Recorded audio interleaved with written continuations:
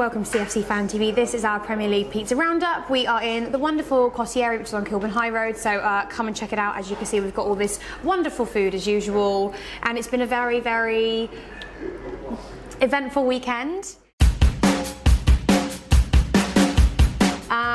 I certainly enjoyed being at the Bridge at the weekend, although it's the only one place to start, isn't it? We'll talk about our clash with Liverpool. Brilliant, wasn't it? What a game. Well, I mean, hold on a minute. We could actually discuss Wednesday's game as well, because even though it's not Premier League, but, you know, it sort of ties in together. I mean, we've won and drawn against, apparently, you know, one of the top two sides in the Premier League. I actually want to start this off by saying I was really angry when I got out the ground. I know, obviously, we let in a late goal, and from where I was sitting in the shed upper, I don't think there could have been anything done about it. I don't know if you watched Match of the Day after, but more or less, it was a great. I think the shot could have been closed down. Okay, right, yeah. So, but I mean, from the keepers, that's no, I don't think Keeper could be blamed. Yeah. So yeah, I was very disappointed because I felt like it was a loss in the end because we worked so hard all game, and from what I saw, we played the much better football. I don't think Mo Salah really had his greatest game, did he? He couldn't really get to grips with the ball. They had a lot of shots off target. Like, well, I think it was 5 or 6 in the start of the first half anyway. So it was very tight, wasn't it? When you think about their chances, a draw was actually a fair result. You know, they had 2 off the line, and Shaqiri missed the chance of the match. Yeah. So Eden Hazard had a good chance. Eden Hazard had a very good chance, but it wasn't like Shaqiri. Shaqiri has to score that. Yeah. He has to. But I thought it was good. But the thing that annoyed me most is that when I got out of the game and I always look at the score centre and just see, you know, the little highlights here and there, and the thumbnails were all Liverpool celebrating their goal, when for the majority of that game, up until I agree when Shaqiri and others came on, was more or less all Chelsea, like, controlling it, defending extremely well. Eden Hazard's goal was fantastic. So I really don't understand how we've beaten their B team, although we had a B team on as well, and they had their chance to bring on their substitutions midweek, and we've then got a very good point at the Bridge. Why we're not taken seriously like they are in Man City? We're spoken about in a completely different light, and I don't understand it. I'm not sure that we're not being taken seriously. I think they criticise us a lot more than Liverpool, and the fact that Liverpool were the centre of all the media, we were the better side overall. I don't think there's any room for any criticism for that game. I just thought it was a wonderful, wonderful exhibition of football. It was pulsating. It was exciting. I was on the edge of my seat. I was biting my fingernails. It was like being at Chelsea sort of back in the day. And I don't think we had a match like that in the whole of last season. Even the FA Cup final wasn't like that. So I think we did really well. I think there's only positives to take. We were really unlucky. We were really unlucky. I thought Liverpool were excellent. I thought we were excellent, and pretty much imperious throughout. If you look across our team, I think that every single player that played that day, or at least sort of 7 out of the 11, were contenders for man of the match. Yeah, exactly, which is why when we did our man of the match video, which if you haven't seen it already, check it out, because we're going to do it after every Premier League game, and we're going to come to who is our player of the year at the end of the season. But we really struggled with it, and somebody said, oh, we're so biased, we're giving them all 7/8, but actually, if you look at it collectively, there really wasn't anybody that you could give less than that to, all by a couple subs, but that they're really, other than that, it was a really solid team performance. It was a shame. We switched off. Yeah. I'm being really critical, obviously, but that goal could have been prevented. It could have been. Yeah. Well, Ross Barkley gives the ball away. I don't think I would have brought Ross Barkley. I think that's where I think he made 2 subs. I don't think he needed to make a third. I think maybe he thought everyone was getting a bit tired, but to be fair, I think we would have still seen that game out. Kovacic doesn't ever last the 90 minutes, though, does he? So he's brought Barkley on. Barkley tries to play a left foot pass to Hazard. He's really misjudged it. I feel sorry for Barkley because he was playing. But that's what I mean. I think if you were going to play Barkley in this game, he had to be played from the start. I think it's too late to bring him on 10 minutes towards the end because it's too much heat at the end of it. Like we're hanging on to a 1-goal lead. When you bring on a fresh midfielder, you're bringing him on to take the sting out of the game. But I would rather, if you'd done that the other way around, you brought Kovacic on towards the end of it, that I would have said Kovacic has to start. That's what I mean. I just wouldn't have made the substitution in general. I don't think I can query the substitution. I just think that Barkley played a terrible pass. I mean, you could be really harsh to say that N'Golo Kante could have closed Sturridge down. We were warned in the week when Sturridge unleashed a similar shot. He hit the bar. We knew that we have to close him down. He's very, very good from that sort of range. But equally, we're being very harsh on everyone because Barkley gave the ball away, but a lot happened after that. Nobody could have predicted that he would hit the most exquisite shot, one of the most exquisite shots you will ever see.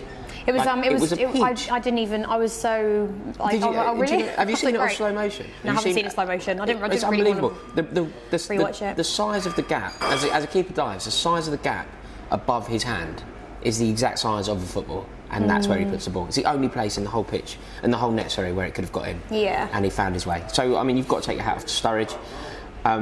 Liverpool fans went bonkers. Yeah, crazy. Not entirely sure why that was, actually. Well, I mean, I think that's more of a rivalry. The circumstances are huge, but point doesn't really do any of us any favours. No. I think both teams need to look to win that game. But yeah, I mean, it was, as a spectacle, it was just fantastic. But my worry, and I could be being like overly critical here, but my worry is that when Eden Hazard doesn't have the game of his life, so say West Ham, there's no goals in our team. Yeah. We are so reliant on one player. I just don't know where our goals are. But we know where that is, and I don't think, if I know it's just started this season, next season I don't think Morata will still be at the club. I think that'll be a point where he leaves. Where are we going to score goals? I don't know, the hassle running out in January. The midfield have no goals in them. Hazard is not without so Pedro, no.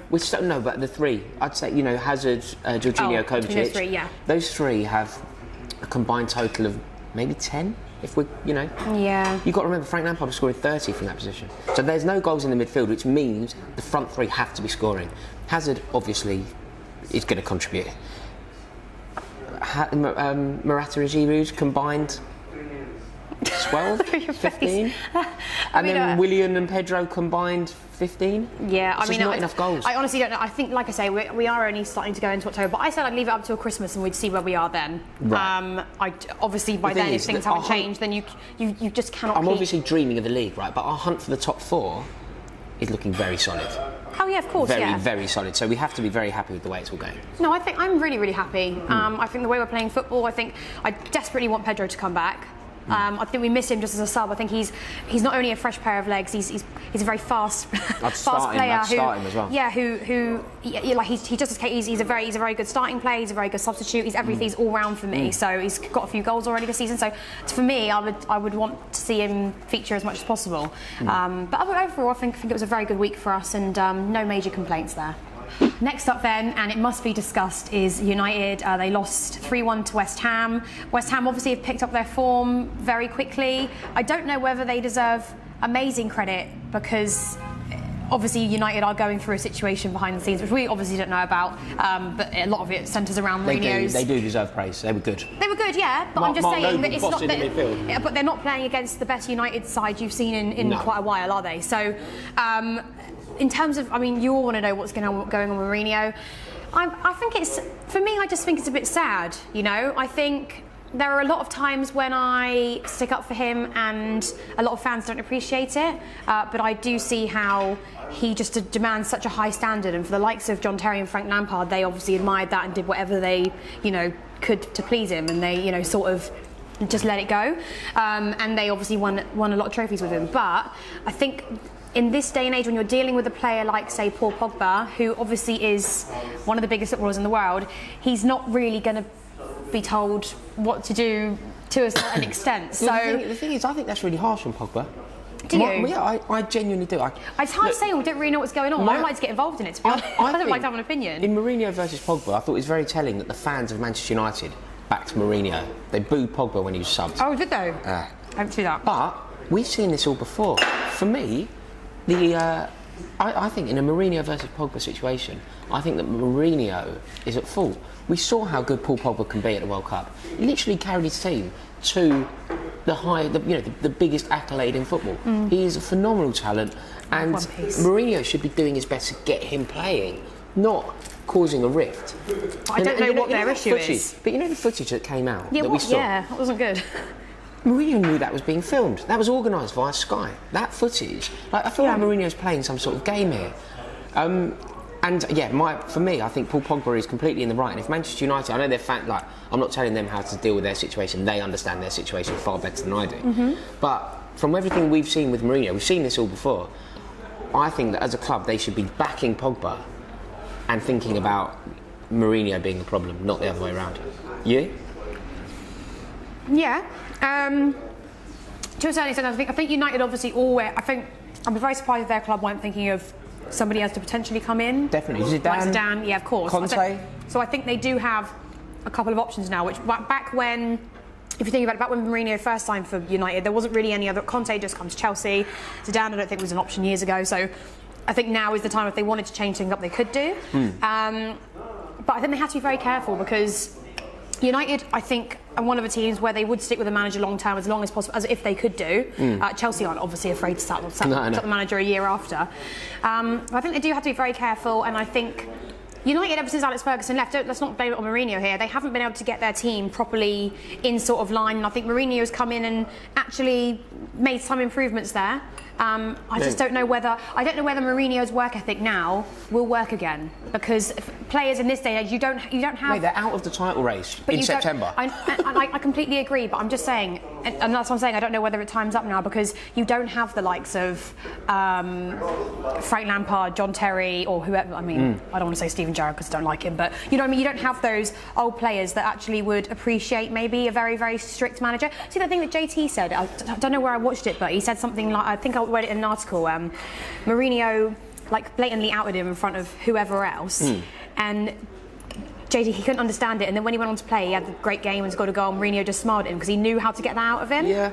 I don't think players see that this day. Yeah, but the thing is, I mean, Mourinho's probably trying to do that with Pogba, but he's getting it wrong, because Pogba isn't reacting well to this criticism. He's not reacting well to it, so you've got to stop doing it. Don't keep hanging him out to dry. I mean, yeah. The question to ask is, will Mourinho still be in charge by the end of this month? So next up then is Arsenal. As much as I hate to say it, and I thought their run wouldn't last this long, they're doing very well. And if I'm being honest, I don't see them winning against Watford last season. I mean, that convincingly anyway. They kept a clean sheet and all. And the thing is, what they're doing is they're doing the opposite of what we're doing. They have a lethal strike force. Yeah. Like, Aubameyang is good. Lacazette is good. Both start up front for Chelsea. And they're putting a run together now. They're looking good. Emery seems to be getting them playing the way he wants. The other thing, he was showing a lot of passion on the sidelines. He really was invested in it. Very weird manager for me. I don't know why. Do you feel that way? Yeah, I think he's a good manager. I think they got it right. He's a very good manager. Just weird, but just yeah. I think they got it right. They got a man in with a bit of pedigree, which is exactly what they needed. And I'm a bit worried about them now. I think that Arsenal are going to make top four. Which means if we're going to make it, I kind of concede that City and Liverpool are going to make it. Yeah.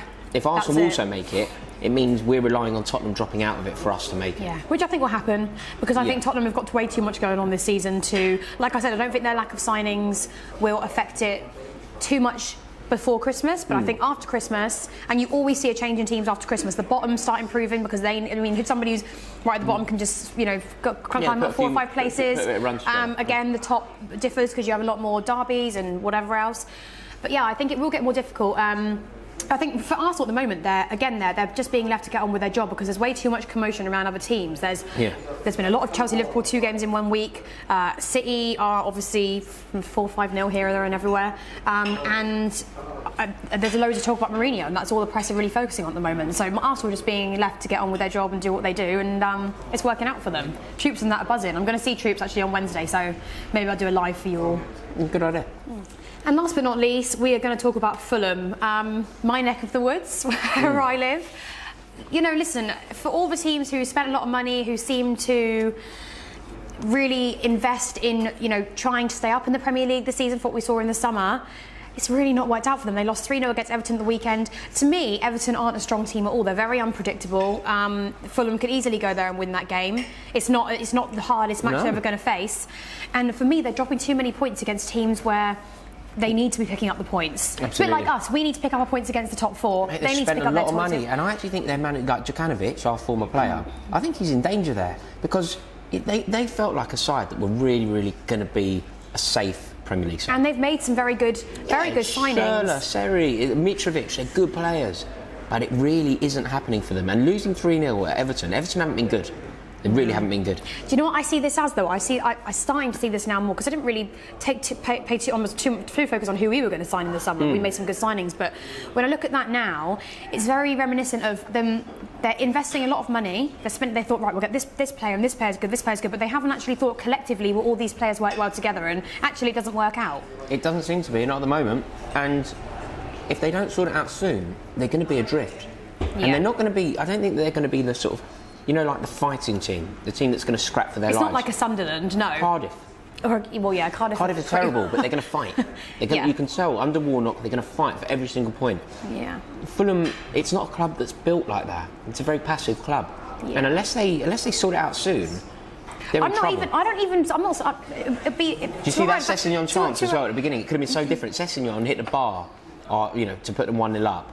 If that goes in, it's a very different story. But it's not falling their way.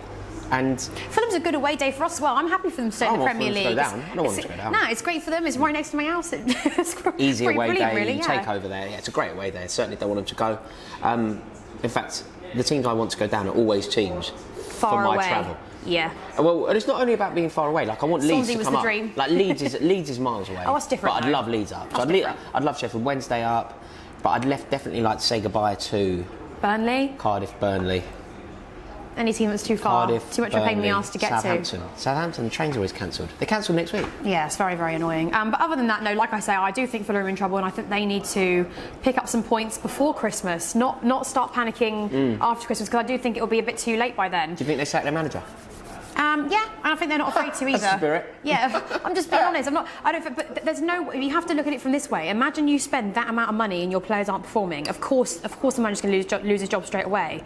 I think you're only allowed time if you know that you haven't really got the best team and you're sort of getting the most that you can get out of them. Yeah. That's not really the case at the moment. So, comment below and let us know what you think. I really want to know who you think the 3 teams will be to go down this season, or have a prediction anyway. And obviously, of course, it's very, very early on. We're only at the start of October, but I think you can start to see the cracks in people's games. We're getting there.